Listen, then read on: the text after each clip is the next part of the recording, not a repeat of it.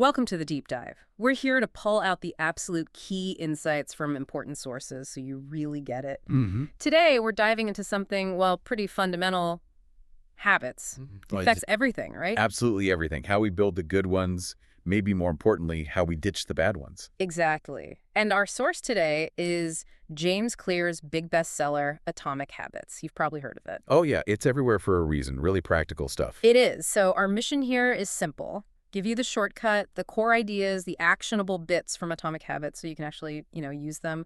We're aiming for those aha moments. Let's do it. Where should we start? Okay, let's unpack probably the most foundational idea first, the compounding power of tiny habits. Right, the 1% better idea. Yeah. It sounds so simple, doesn't it? Get 1% better each day. But the math he shows, it's kind of mind-blowing. After a year, you're not just 365% better, you're 37 times better. It's exponential. And what's fascinating, I think, is how Clear explains why. He compares it to compound interest. Mm. Those tiny, tiny improvements, they don't seem like much day to day, almost invisible, Right. but they build on each other. They compound over time. And eventually, the results are just huge. It's really about the consistency, isn't it? Not the size of the action on any single day. Totally. And when you frame it with his examples, it clicks. Like, instead of I need to read more, just read 1 page a day. Yeah, or the classic one, don't aim for an hour workout, just do 1 push-up. 1 push-up. It sounds almost silly, but it lowers the barrier so much. Same with saving money small. Consistent amounts often beat trying to save big chunks sporadically. And that ties into the long-term perspective, which is crucial. You don't always see the results immediately. No, not at all. He uses the analogy of an ice cube melting, right? It's slowly warming, nothing seems to happen.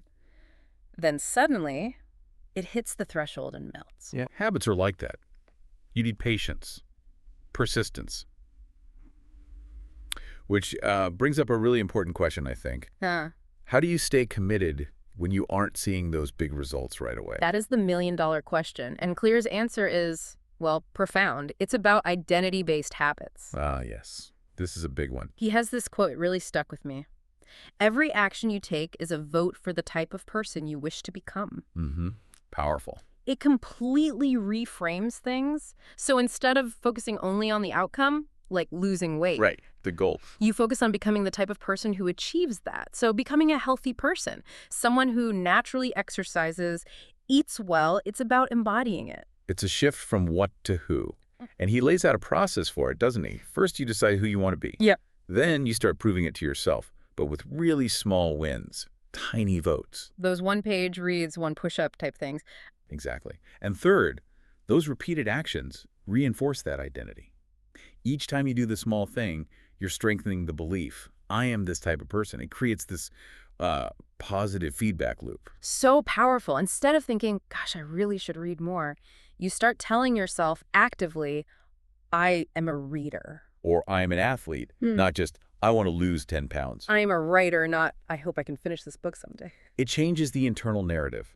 And every time you do the associated action, read that page, lace up the shoes, write 1 sentence, you're casting another vote, solidifying it. Okay, so we get the why, the compounding, the identity, but how? How do we actually engineer these changes? This is where Clear gets super practical with his 4 laws of behavior change. That's the framework. It's brilliant because it's so actionable. And he links it back to identity, saying the best way to change habits is focusing on who you want to become and then using these laws to make it happen. Right, so the first law, make it obvious. Make the cue visible. Exactly. Increase the visibility of whatever triggers the habit you want.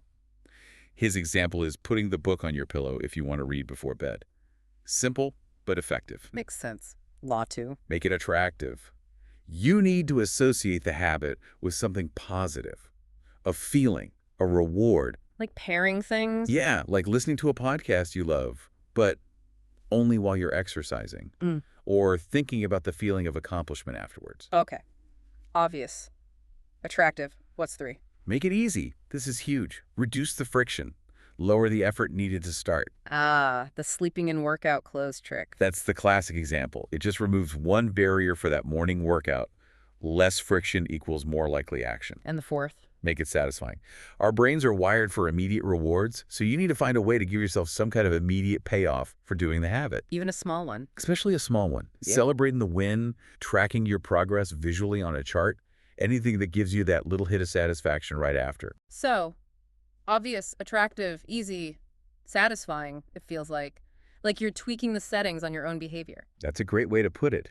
You're consciously designing the process to work with your psychology, not against it. And that leads nicely into another huge point he makes. Which is? Environment design. He says, you do not rise to the level of your goals. You fall to the level of your systems. Ooh, that's a good one. Goals are intentions, systems are the environment that supports or hinders them. Precisely. Our surroundings often have way more power than our willpower does on any given day. So, designing your environment, what does that look like practically? Well, for bad habits, it's about increasing friction or removing cues, keep the junk food out of the house entirely. Makes it harder to indulge. Right. Or unplug the TV after using it, adding an extra step before you can mindlessly turn it back on. Okay. And for good habits? Decrease friction, make cues obvious, put the fruit bowl on the counter, not hidden in the fridge. Lay out your gym clothes the night before. Exactly. Making the path of least resistance lead towards the good habit. It also ties into context, right? He talks about how habits are often linked to specific places or times. Definitely. Sometimes the easiest way to break a bad habit is to change the environment where it usually happens. Yeah. Struggling to focus on work at home. Try a library or coffee shop. Yeah. It resets the cues. It really makes you think, doesn't it? How much our environment is silently shaping us all the time. It really does. We probably underestimate it massively.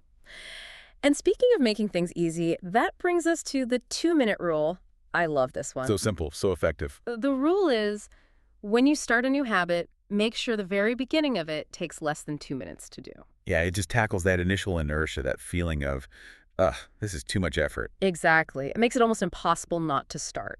And the insight there is that these aren't necessarily the whole habit, they're gateway habits, as he calls them. Gateway habits. I like that. Once you've done the first 2 minutes, often the momentum just takes over. You've started, so it's easier to keep going. The real battle is often just getting started. So mastering the art of showing up. That's it. And the examples are great. Read before bed becomes read one page. Do 30 minutes of yoga becomes take out my yoga mat. Ha! Yeah. Study for class. Just open my notes. Run 3 miles becomes tie my running shoes. It sounds almost trivial, but it removes that initial psychological hurdle. Make it ridiculously easy to start. And building right on that idea of making it easy, there's habit stacking. Ah, yes. Using habits you already have. Exactly. You identify something you already do automatically every day, like brushing your teeth or pouring coffee, and then you stack your new desired habit right on top of it. It basically piggybacks on an existing neural pathway. Clever. So you're not building a new routine from scratch. You're just adding a small piece to one that's already solid. Right. And the formula he gives is super clear. After current habit, I will new habit. So simple, like after I pour my morning coffee, I will meditate for 1 minute. Perfect. Or after I take off my work shoes, I will immediately change into my workout clothes. That's a good one. Takes the decision out of it later when you're tired. You can even chain them. After I sit down to dinner, I'll say one thing I'm grateful for. Or after I get into bed, I will put my phone across the room. After I put my phone across the room, I will read one page. See? You can build small chains. Makes it feel seamless. Okay, so we've made it obvious, attractive, easy. What about satisfying? That fourth law feels really important. It is because of how our brains work. Yeah. Clear states it bluntly. What is immediately rewarded is repeated. What is immediately punished is avoided. And the problem is most good habits have delayed rewards, right? Like fitness or saving money. Exactly. And bad habits often have immediate rewards. That cigarette, that sugary snack. Our brains prioritize the immediate hit. So we need to hack that. Find ways to make the good habits immediately satisfying. Right. Maybe it's using a savings app that gives you a little visual celebration when you save. Yeah. Makes the reward feel more present. Okay. And for bad habits, make the consequence immediate. Yeah, like a website blocker for social media during work hours. The punishment being blocked is instant if you try to stray. Or maybe setting up an accountability partner where there's an immediate social cost if you skip. That works too. Or just finding ways to add immediate positive feedback after the good habit. Like after you exercise, maybe you have a specific smoothie you really enjoy. Ah, linking the reward directly. Or after you finish a tough work task, you consciously take a 5-minute break to listen to a song you love.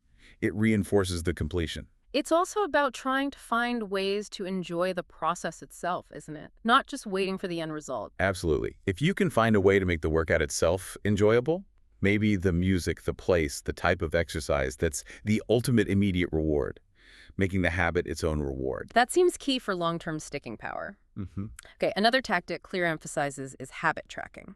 Ah, the don't break the chain method. Yeah. Just marking an X on a calendar each day you do the habit, or using an app. There's something weirdly compelling about seeing that streak grow. It really is. Yeah. Why do you think that visual proof is so satisfying for us?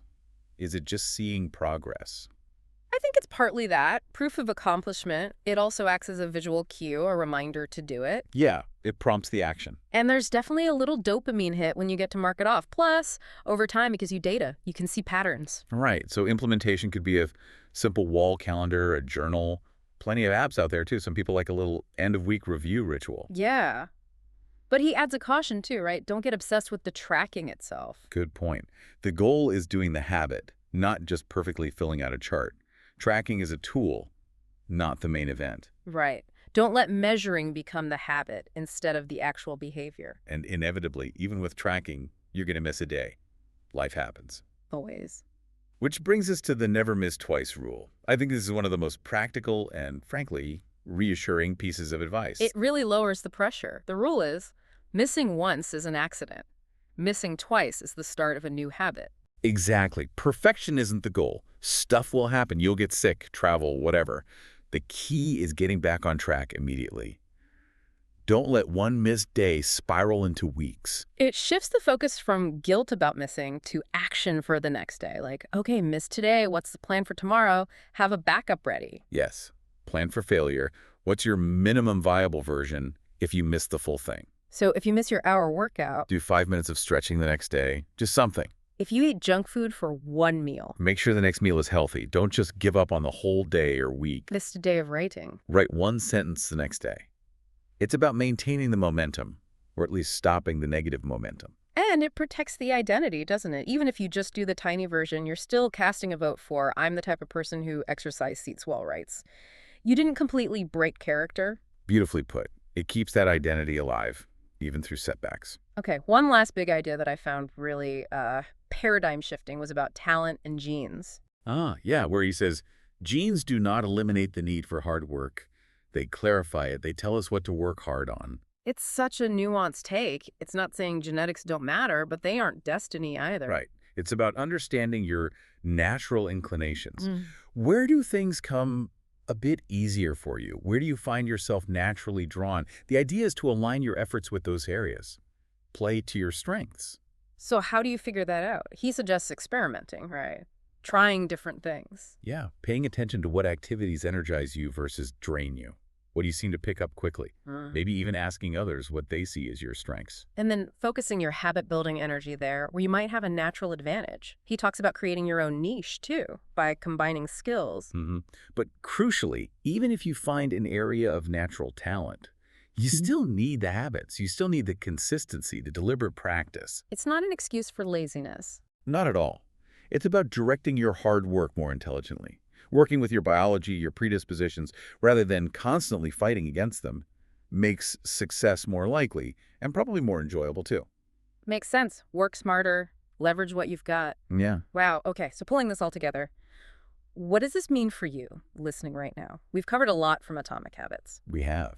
The huge impact of tiny, consistent changes, that 1% compounding. The power of shifting your focus to identity becoming the person you want to be. The 4 laws. Make it obvious, attractive, easy, satisfying. That practical framework. Designing your environment, remembering you fall to the level of your systems. The 2-minute rule for just getting started. Habit stacking to leverage what you already do. Making sure habits are immediately satisfying, tracking your progress without obsession. And that crucial never miss twice rule for resilience. Plus, playing to your strengths. It really is a comprehensive toolkit, isn't it? It absolutely is. Understanding these principles really can shift how you approach change. It gives you concrete strategies, not just vague motivation. Real tools for lasting results. Definitely. So, Maybe the final thought for you to chew on is this.